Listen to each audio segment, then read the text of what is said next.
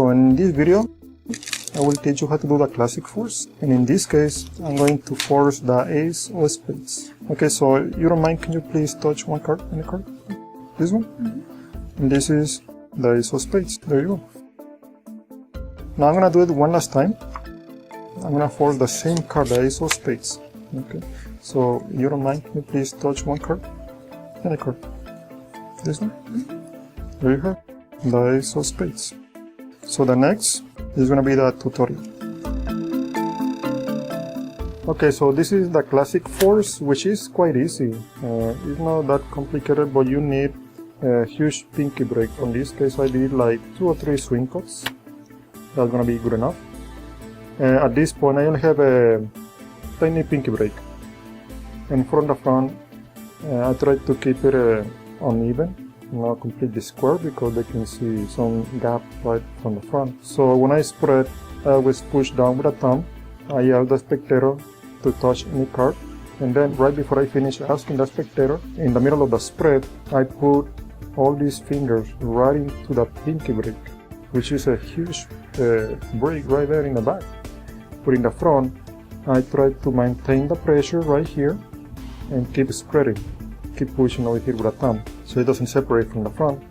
And then when I ask the spectator to touch any card, as soon as I see the spectator pointing towards the selection, I move all these cards away, exposing the force card. Okay, so let me give you an example. Can you please touch any card? Okay, notice I remove all these cards from above, exposing this force card. Okay, the ace of spades.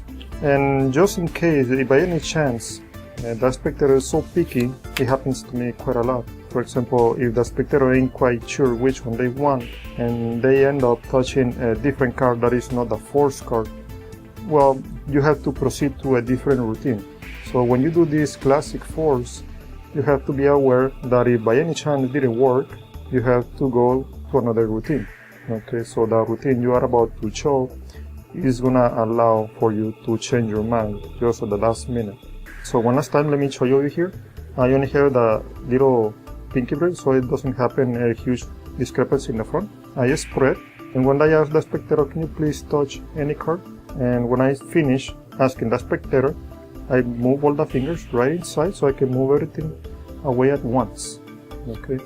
Sometimes it's a huge separation. I try not to make it so obvious. At least halfway. I will move it halfway, and then I help the spectator a little bit by approaching the deck, because sometimes they hold their finger up and they never get to touch the deck.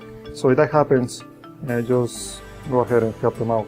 But that's the main principle, just taking all these cards from above as soon as you see they're about to touch the card. So it's a timing method, so always keep in mind that it's not going to work 100% of the time. So that's it. I hope you like it.